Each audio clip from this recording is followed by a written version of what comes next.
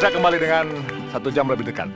Ada satu pertanyaan yang menggelitik saya, tapi ini saya harus mengulang kembali segmen 1 ketika berhubungan dengan topi. Pak Putu, mungkin nggak ganti topi, mungkin nggak ganti warna? Dulu iya, jadi dulu saya suka warna, ada yang merah segala macam dan berwarna-warna atau bisa disesuaikan dengan bajunya. Tapi kemudian saya berhenti pada putih karena putih itu cocok kemana saja. Lebih baik saya putih yang cocok kemana saja daripada saya berwarna yang terpaksa saya terikat kepada warna itu. Nah, betulkah seperti itu? Saya ajak Anda melihat Pak Putu dengan topi yang tidak putih dan juga bukan pet. Kita lihat tayangan berikut ini. Sekarang ibu mau tanya, di antara kalian ada yang punya cita-cita jadi guru? Terbangun masih harus berjuang. Jangan bikin orang tua susah. Bilang saja bolos. Sekali berbohong, kita akan terus berbohong. Pendidikan macam apa yang kalian cita-citakan itu, ha? Saya tidak bangga kalau cucu saya cerdas di kepala tapi tidak cerdas di dalam hati.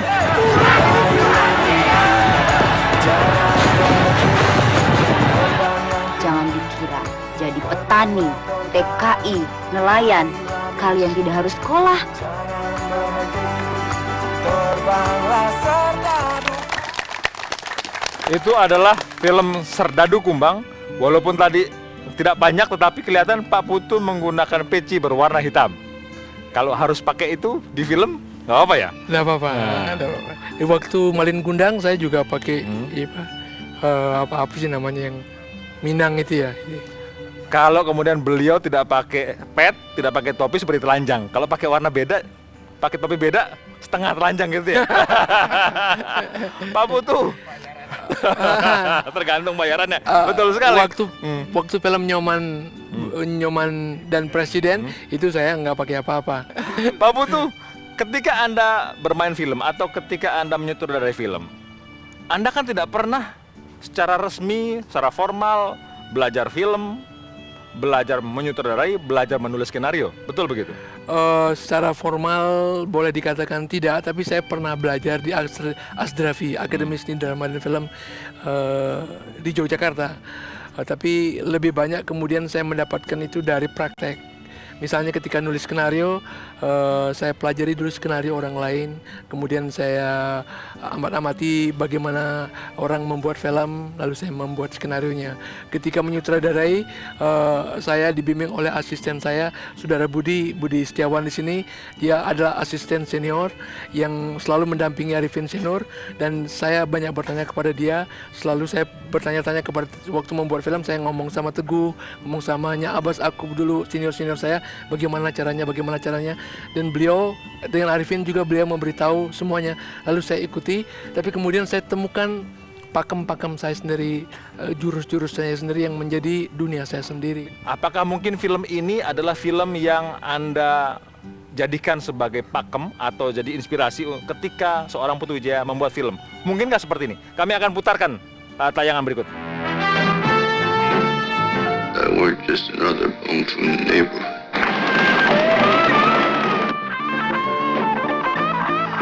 Saya mendapat bisikan bahwa film ini adalah salah satu film yang menginspirasi Anda. Iya, dari sudut mana memberikan inspirasi? Ini film Rocky yang pertama, ini film yang mendapat Oscar, dan ini dimainkan oleh Sylvester Stallone. Penulis skenarionya juga Sylvester Stallone.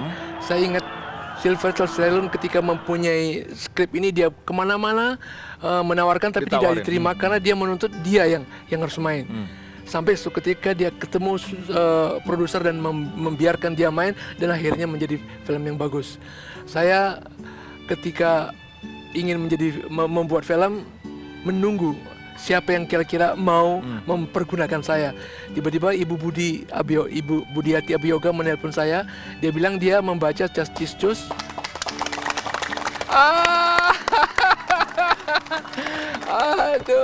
Aduh, apa kabarmu? Baik. Aduh, baru disebut namanya. Iya, sengaja kami undang. Silakan. Baru disebut namanya. Di sini saya Habis duduk. ini apa di sana? Silakan. Silakan di situ. Baru disebut namanya sudah Jadi datang. Ibu Budi ini yang kemudian memberi kesempatan pada Iya, Ibu Budi bilang dia lagi membaca Justice dan ingin memfilmkannya. Saya bilang pada waktu itu, saya masih di Tempo pada waktu itu, saya bilang, Ibu saya setuju difilmkan tapi mesti saya sutradaranya. Dan entah kenapa Ibu Budi kok setuju gitu. Ya sudah. Mari kita konfirmasi. Apa alasan Ibu Budi menggunakan ini? Dia belum terkenal. Portofolionya kan belum kelihatan sebagai seorang sutradara, begitu kan? Bu Budi, kenapa mau menggunakan? Sebelum jawab itu boleh saya cerita lain Silakan. dulu. Nah, Sedikit aja tapi. suatu ketika saya terima satu surat dari seorang anak kecil. Itu dia mengirimkan fotokopi ke cerpen itu. Terus dia Fotokopi bilang cerpen. bagusnya itu difilmkan. Terus saya cari nomor teleponnya Putu Wijaya, saya telepon. Jadi pertanyaannya sekarang saya jawab, Anda salah besar kalau dia belum terkenal. Sebagai penulis. Ya, tetapi teater. Hmm. Film itu ada dua memang pendapat, tapi saya ikut pada pendapat yang mengatakan bahwa film itu adalah anak dari teater. Ini apa ini? Ini apa ini? Ini. Oh iya ini. Ini Ini mesti dia. dibuka deh nih. Nah, orang Ini dulu, terkejut-kejut. Ini dulu. Ini adalah Nah, ditunjukkan. fotonya saya pegang. Wah. Ini Cascisus dulu. Ini dia fotonya. Wah. Ini usianya udah puluhan tahun, ini luar biasa. Ini. 89. Sudah nggak ada ama. Nah, pada waktu saya tadi milih ini, ada rasa sedih gitu ya, karena apa? Mas Ahmad Baljun udah nggak Bajun ini sudah ada. nggak ada. Sudah. Terus kembali Mas kita. Ami Priyono udah nggak ada. Terus Arifin. Mas Arifin Senor sudah nggak ada. Main semua di situ. Kemudian satu lagi yang main ukulele ya. Oh, Pak siapa Pak? Pak Mang Udel, Mang Mang Udel. Udel. Jadi Mang ada Udel. rasa Ya, sedih ya. gitu waktu aduh ini kenang-kenangan banget gitu. Jadi ada 3 sutradara dalam Justice Susu, Ami Priyono, siapa? Arifin Senor dan ini apa? Dan Deddy Meswar.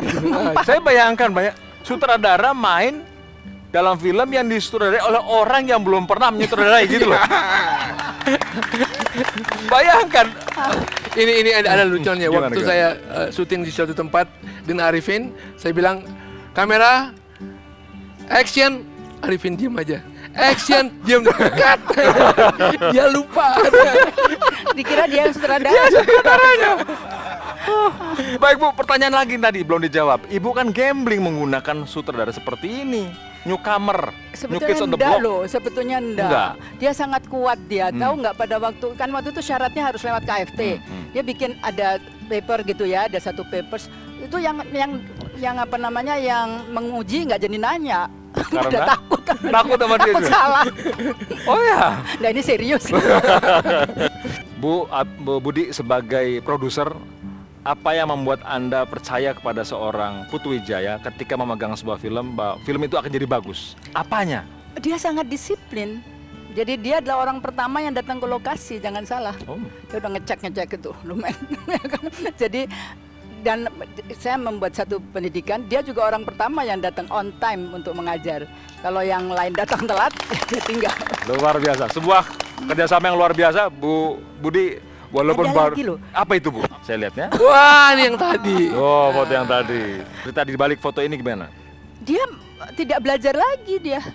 Dia menguasai karena sebelumnya dia udah nenteng-nenteng itu kemana-mana kan Anda? Iya, jadi Jadi dia nggak belajar. 1-2 tahun sebelum bikin film ini saya sudah membeli kamera. Beli kamera sebelum sendiri orang-orang Ya ampun. bukan Ini kamera video ya. Saya kemana-mana membawa itu. Jadi saya nggak ngomong, saya langsung syuting langsung begitu ya. gitu. Bu Budi, terima kasih. Kami akan teruskan perbincangan bersama dengan Putu Wijaya sesaat lagi di 1 jam lebih dekat.